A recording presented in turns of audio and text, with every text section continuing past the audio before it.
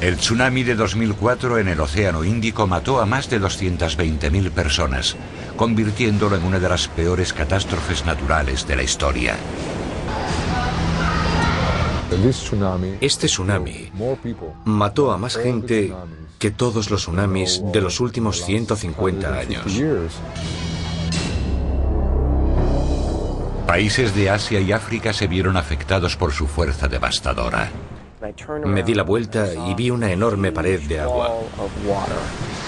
Ahora nos situaremos en primera línea de la catástrofe y seremos testigos directos de la fuerza mortífera del tsunami gracias a unas espeluznantes imágenes y a los testimonios de los supervivientes. Creí que iba a morir en ese momento. Veremos también las últimas investigaciones científicas que explican por qué el tsunami de 2004 fue tan devastador. Jamás debieron de perderse tantas vidas humanas. Tsunami. El primer indicio de esta histórica catástrofe se produjo a las 7:58 de la mañana en Banda Aceh, Indonesia, cuando sus habitantes fueron sorprendidos por un repentino temblor de tierra. Sintieron como la tierra se agitaba durante más de 8 minutos, así que durante 8 minutos no pudieron mantenerse en pie y tuvieron que sentarse en el suelo porque el temblor fue muy intenso. El terremoto no arrasó la ciudad, pero sí que dañó los cimientos y provocó el derrumbamiento de numerosos pisos que cayeron unos encima de otros.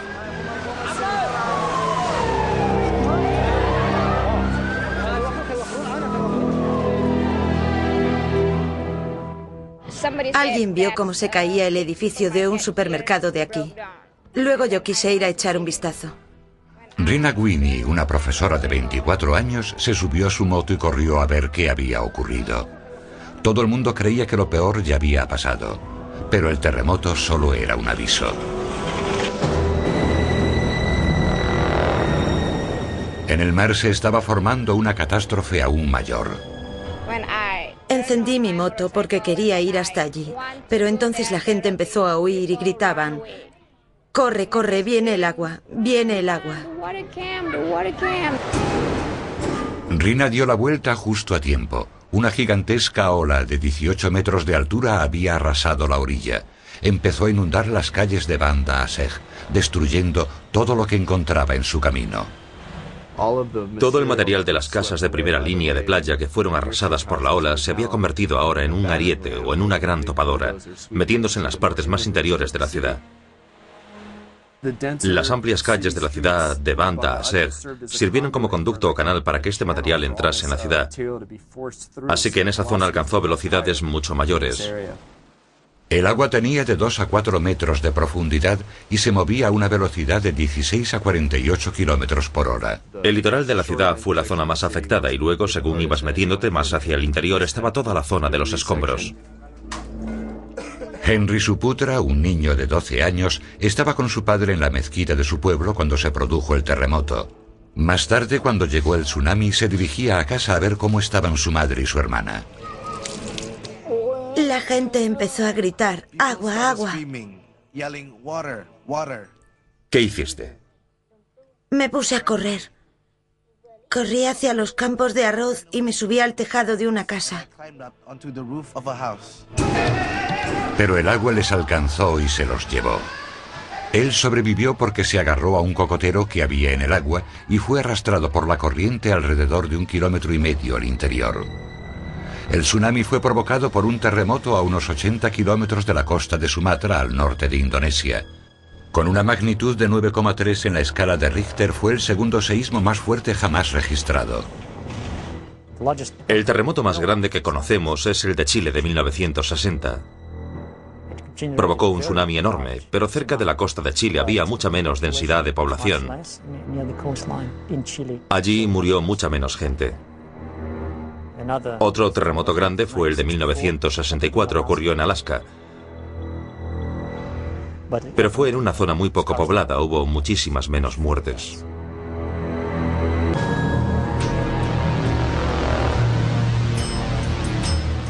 El terremoto ocurrió en las profundidades del Océano Índico como consecuencia del choque de dos placas tectónicas.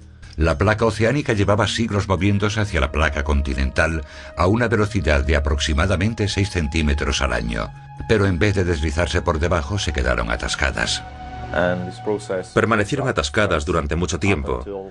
Este proceso crea una tensión y cuando se acumula la suficiente tensión, se rompe el equilibrio y una de ellas cede y deja de haber contacto.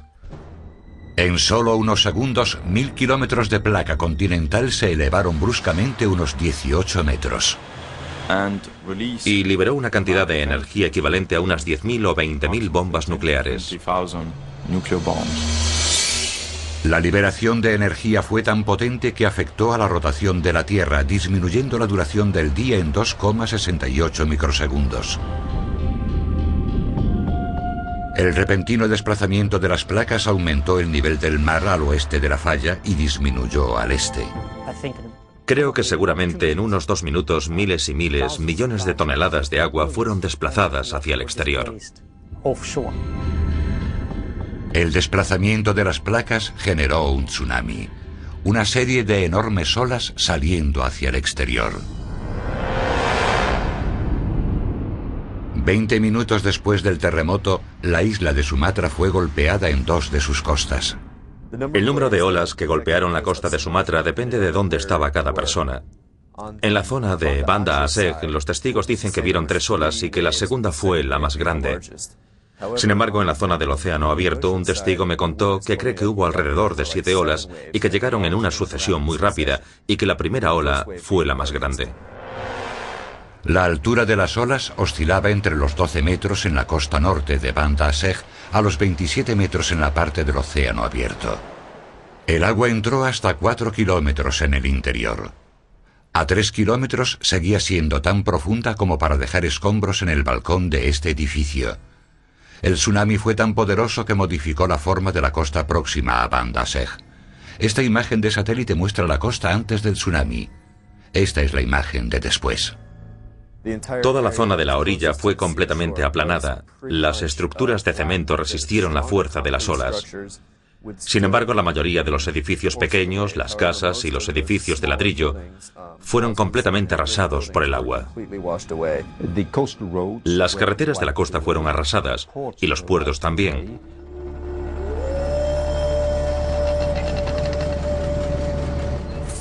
Miles de pequeños barcos de pesca se perdieron en el Océano Índico.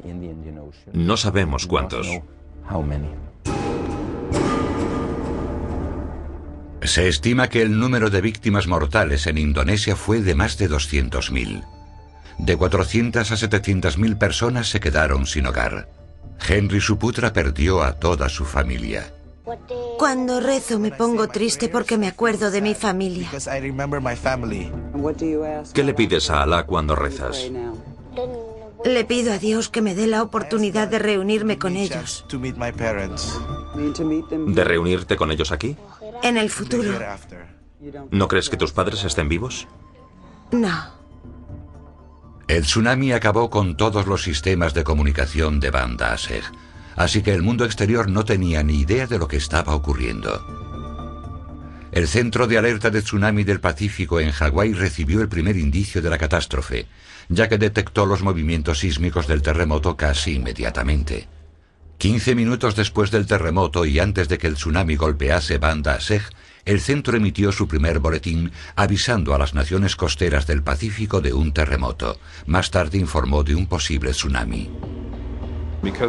Como en el Océano Índico no existía ningún mareógrafo, no había forma de detectar si se había generado un tsunami, ni tampoco podíamos medir lo grande que era. Cuando los científicos analizaron los datos sísmicos, se empezaron a preocupar ante la posibilidad de enfrentarse a un tsunami de proporciones históricas. Pero en el Océano Índico no existía ningún sistema de alerta, por tanto no podían hacer demasiado. En las profundidades del océano, el movimiento sísmico recorre cientos de kilómetros. El tsunami tiene cientos de kilómetros de longitud. Mueve el agua solo unos pocos metros verticalmente, pero el movimiento horizontal y el volumen del agua son impresionantes. En el pasado, nunca antes una catástrofe natural había impactado en una zona tan grande. Indonesia fue el primer país en experimentar la furia del tsunami. Poco más de una hora después era el turno de Tailandia.